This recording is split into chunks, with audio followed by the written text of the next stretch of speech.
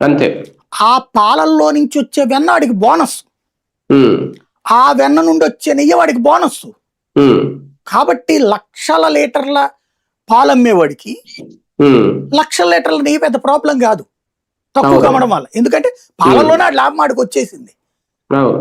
దాంట్లో ఇది అదనం కదా అది, నెయ్యి అనేది, అవును. అందుకు ఉమ్, తక్కువకి ఉమ్, వస్తుంది. అది, అయితే ఉమ్, వాడు ఆవులు పెంచుతాడని నేను అనుకోను. ఉమ్, నేను చెప్పినట్టే ఈ గ్రౌండ్ లెవెల్లో వీళ్ళ దగ్గర నుంచినే ప్రొక్యూర్ చేసుకొస్తారు పాల డైరీని. ఉమ్, ఇక్కడ ఒకటే ఏంటంటే, ఇవాళకైనా ఓ పాల డైరీ తిరుమల తిరుపతి దేవస్థానం తరపున పెట్టండి. ఉమ్, ఒక చిత్తూరు జిల్లా చుట్టుపక్కల ఉన్నటువంటి ప్రతి రైతుకి తలా 2 ఆవులు ఇవ్వండి, టీటీడీ తరపున కొని. ఆవుల్ని వాళ్ళు పెంచుకుంటారు, పాలు తీసిస్తారు నీకు. అది ప్రజల్ని డొనేట్ చేయమనండి ఆవుల్ని. ఓ 1,00,000 ఆవుల్ని డొనేట్ చేయమనండి.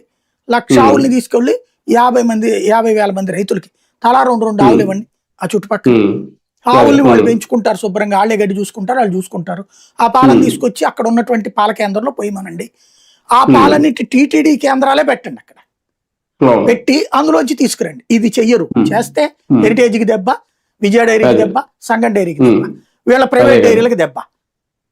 నువ్వు నిజంగా చేయదలుచుకుంటే కమిట్మెంట్ ఉంటే అది కదా చెయ్యాల్సింది. టీటీడీ డైరీ పెట్టవయ్యా, ఉద్యోగాలు కూడా వస్తాయిగా. ఉద్యోగాలు కల్పిస్తాం అని చెబుతున్నావు కదా. అలాగే 1,00,000 ఆవులతో ఇది పెట్టు నువ్వు గోశాల చక్కగా. ఇప్పుడు వీళ్ళు వచ్చిన తర్వాత 7,000 గోవులతో గోశాల పెట్టారు ప్లాన్ చేసుకుని, ఏది ధర్మారెడ్డి ఉన్నప్పుడే. ఆ తర్వాత ఆ గోశాలలో చావులప్పుడు కూడా ఏం లేదన్నారు, తర్వాత ఉందన్నారు.